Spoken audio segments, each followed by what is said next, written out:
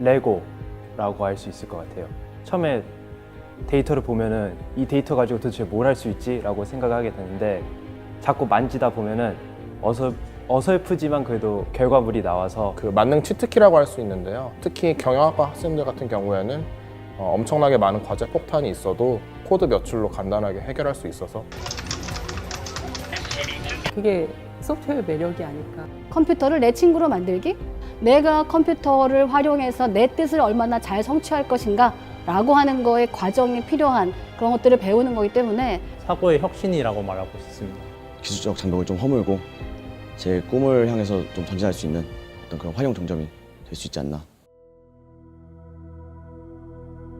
예전에 개발자들이 암 걸리게 하는 영상이라고 봤는데 Anderson, at least hear her out. She hasn't even finished speaking and you're already saying no.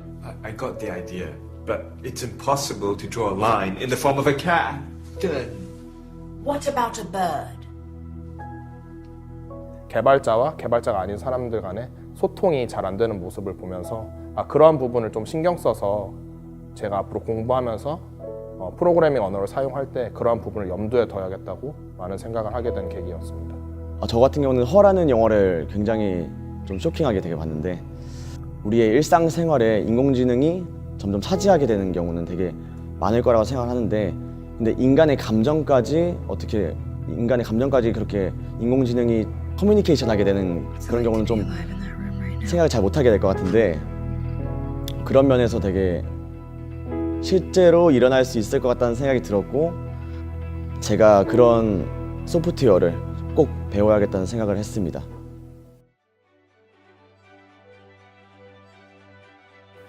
예, 저희 학교는 모든 학생들이 다 똑같은 걸 배워야 된다고 생각하지 않고요. 자기의 전공에 따라서 자기 전공을 잘 활용할 수 있는 그런 교육이 필요하다고 생각하고 그게 맞다고 생각을 합니다. 각 학과의 교수님들이 제시하는 수요에 따라서 같은 데이터 분석이라도 다른 도구, 다른 주제들을 가지고 진행을 하고 있습니다.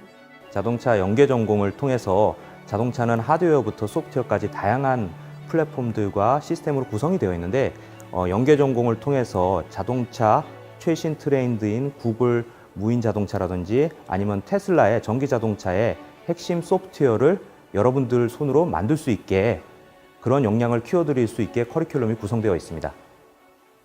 Information, Communications, Technology. ICT 융합 전공은 기존의 산업과 소프트웨어 기술을 융합한 융합형 전문가를 양성하는 과정입니다.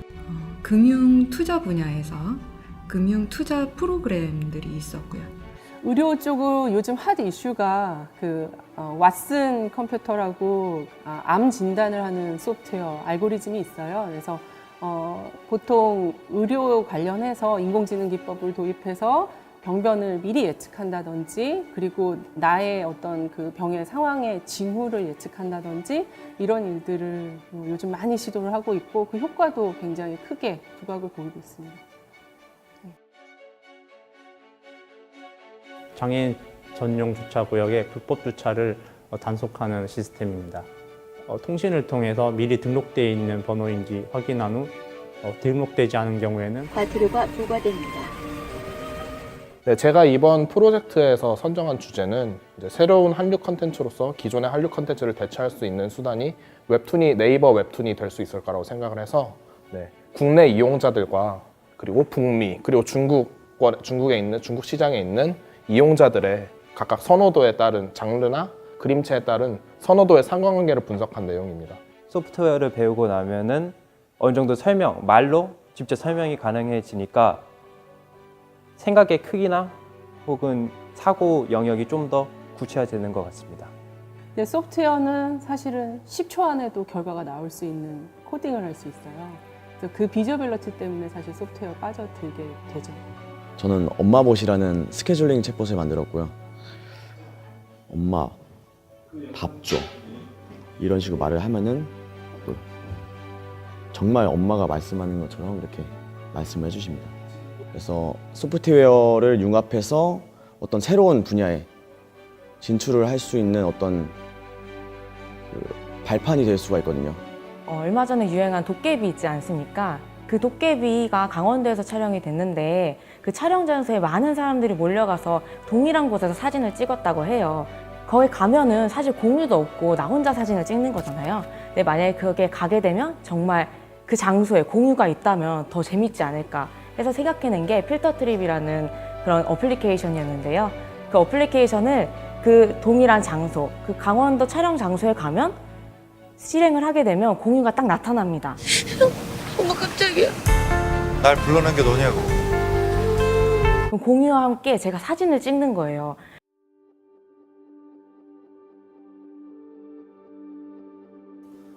되게 저는 다른 공부할 때에 비해서 훨씬 더 재밌게 했던 것 같아요. 다른 공부할 때 뭐 스트레스 받는데 A는 B다, B는 C다, 그러므로 C는 A다 이런 식으로 좀 더 논리적으로 생각하게 된 것 같습니다. 이 R 프로그램을 배우다 보니까 영향을 받아서.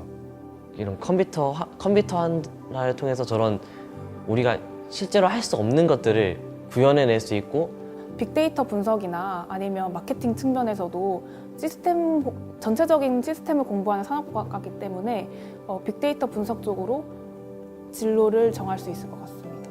소프트웨어가 자기 뜻대로 동작하지 않아서 느끼는 좌절감 또한 굉장히 크지만 어느 순간 컴퓨터가 결국 내가 하고 싶은 것을 이해해서 내가 기대하는 것을 만들어내는 순간 하늘을 찌를 것 같은 그런 충족감을 느낄 수 있습니다. 소프트웨어를 알고 세부 분야를 아는 전문가의 수는 굉장히 적은 편입니다. 파고 또 파다 보면은 이제 그 안에 우리가 쉽게 생각할 수 있는 논리들과 또 그렇게 어렵지 않은 영어 단어들로만 이제 프로그램들이 이루어져 있고 어렵고 복잡한 시대는 전 지났다고 생각해요. 좀 더 쉽게 프로그래밍을 할 수 있는 그런 소프트웨어를 또 만들어내고 있거든요. 그래서 지금 사실은 어떻게 보면은 소프트웨어를 배우기에 아주 적기라고 생각을 합니다. 인문학생들 같은 경우에 정말 상상력이 풍부하거든요. 어떤 면에서 공대생들보다도 더 풍부한 상상력을 가지고 있는데 그거를 구체화를 시키질 못해요. 소프트웨어들을 어떻게 잘 유용하게 사용할 것인가, 그래서 미래 사회에서 얼마나 당당하게 설 수 있을 것인가, 이런 것들의 가능성을 키우기 위해서 비전공자라 하더라도 소프트웨어 교육은 반드시 필요합니다.